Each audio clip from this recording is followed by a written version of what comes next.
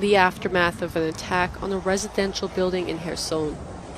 Sites like this are still common 3 weeks after the city was retaken by Ukrainian forces, as Russian forces are still parked by the Dnipro River, targeting both the city's vital infrastructure and residential buildings.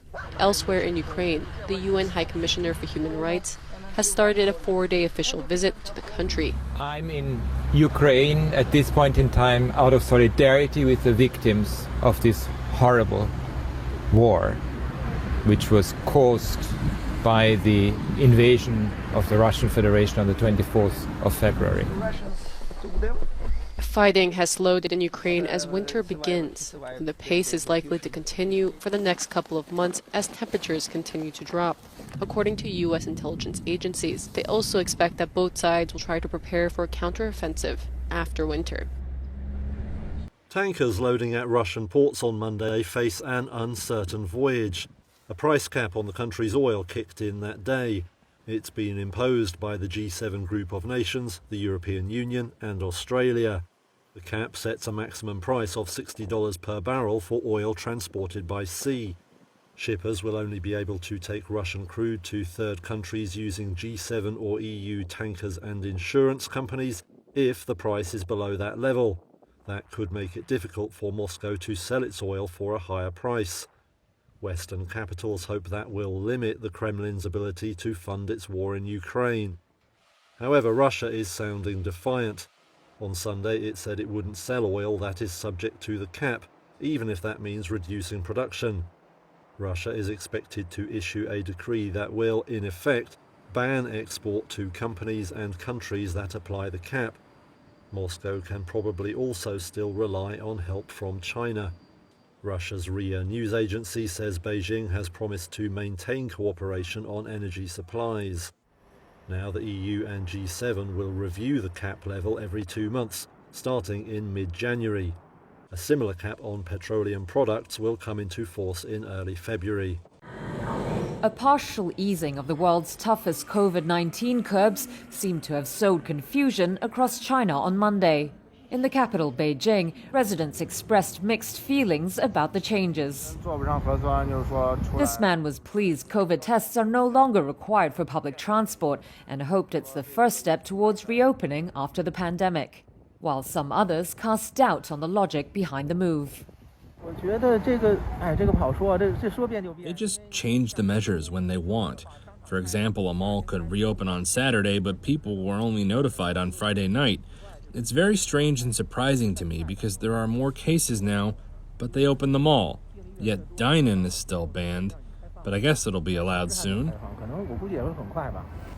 3 years into the pandemic, China's zero-tolerance measures contrast sharply with the rest of the world, which has largely decided to live with the virus. The strict approach has battered the world's second-largest economy and put mental strain on hundreds of millions.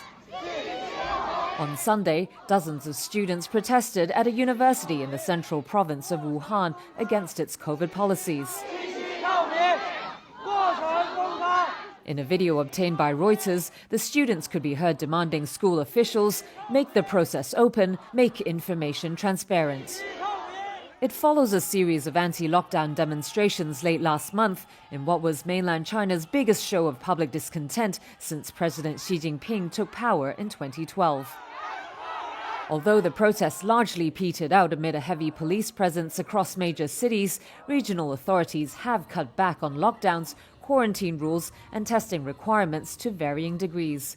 According to Reuters sources, China will also soon announce a nationwide easing of testing and allow some positive cases and close contacts to isolate at home instead of a government facility.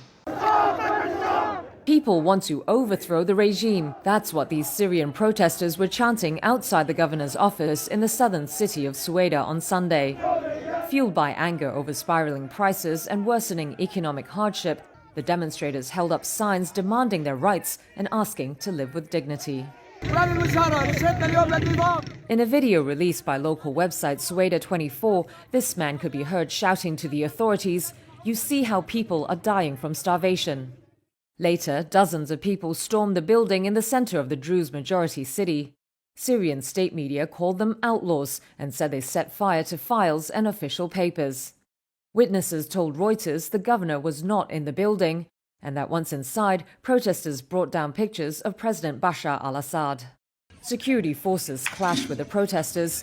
A civic activist and editor of Sweida 24 told Reuters there was heavy gunfire and that several people were wounded. A hospital source said at least one civilian had died from gunshot wounds.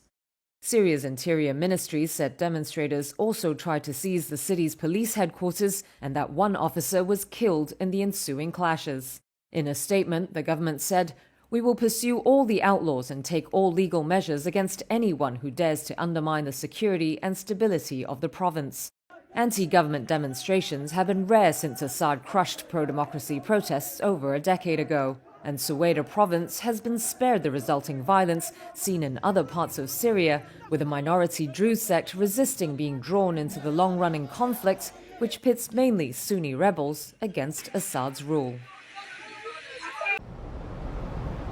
Both Moscow and Kyiv have slammed the new price cap on Russian oil set by Western allies. The Kremlin announced that it will not accept the new price ceiling, while the Ukrainian president suggested the cap should be lowered from the $60 a barrel agreed on down to $30. Зараз у світі завершилась, на жаль, без серйозних рішень. Volodymyr Zelensky said the price cap wasn't a serious enough answer to Russia's invasion of Ukraine. Російської нафти. He added that the current ceiling is quite comfortable and not enough to damage the Russian economy. Для російських цін, яка цілком комфортна для бюджету держави-терориста.